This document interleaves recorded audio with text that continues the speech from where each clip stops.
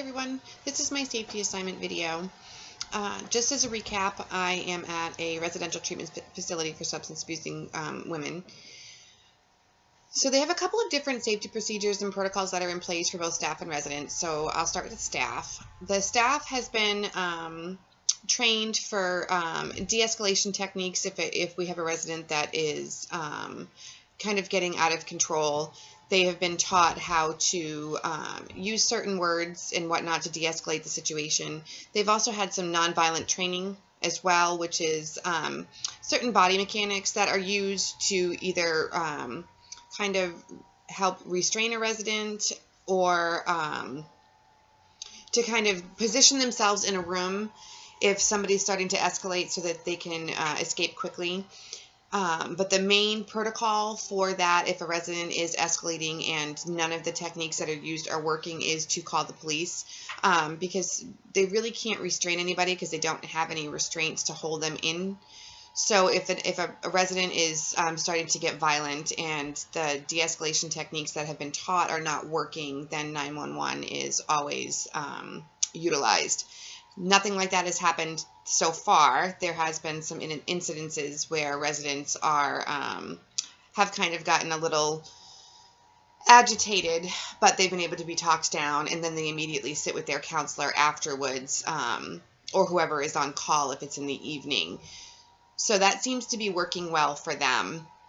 As for the facility itself, the doors need to be locked at all times. Residents cannot be leaving the building without staff. If a resident has an appointment, a staff attends to them at all times while they're in phase 1. This program runs in 3 phases, phase 1, 2, and 3. 3 is the last phase, is where they're transitioning out of the home and going into their own housing. But all throughout phase 1 and the majority of phase 2, there is a staff member with them 24 hours a day, 7 days a week.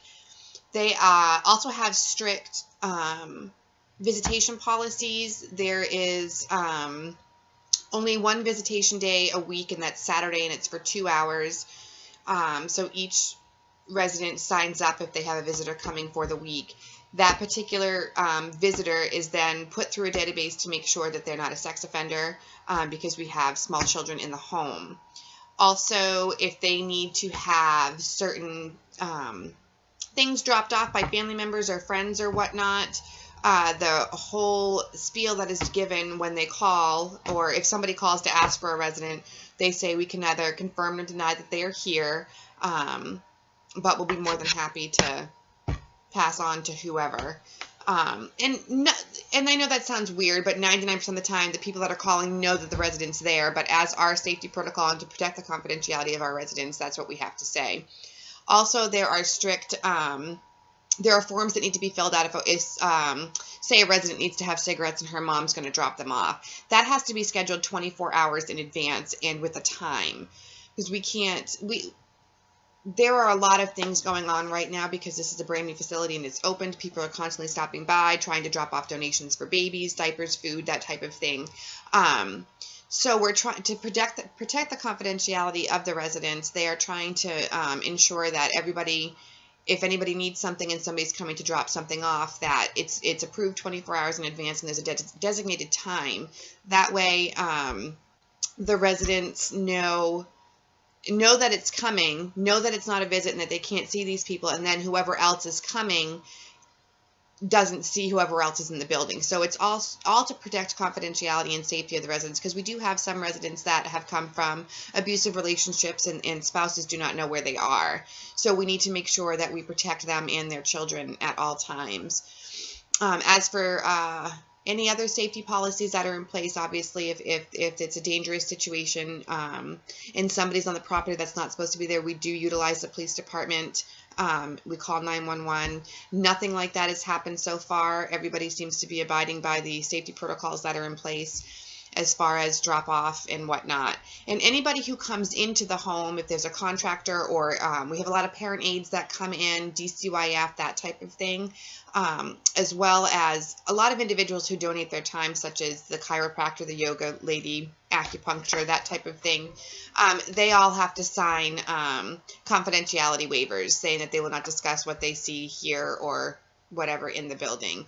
And every person that walks in the door has to sign one of those, regardless of who they are.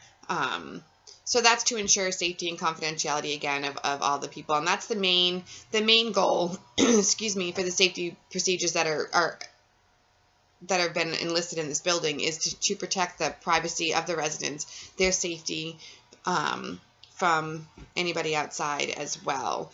It's all pretty strict. I have to definitely make sure that the door is locked at all times, and sometimes that does get forgotten because people are constantly coming and going. But there are a lot of people that kind of just stop by, so it's really important to make sure that everybody's abiding by that for the safety of staff, unless we have, so we don't have a spouse that comes that's angry and wants to see whoever's in the building. But the main safety protocol, as always, backup is 911, just in case if we have a major emergency. But usually if it's a staff, or excuse me, not a staff member, a resident, we try all of our de-escalation techniques, the nonviolent prevention, and hopefully that works. If not, then we do need to utilize the police department. Thank you very much. That's it.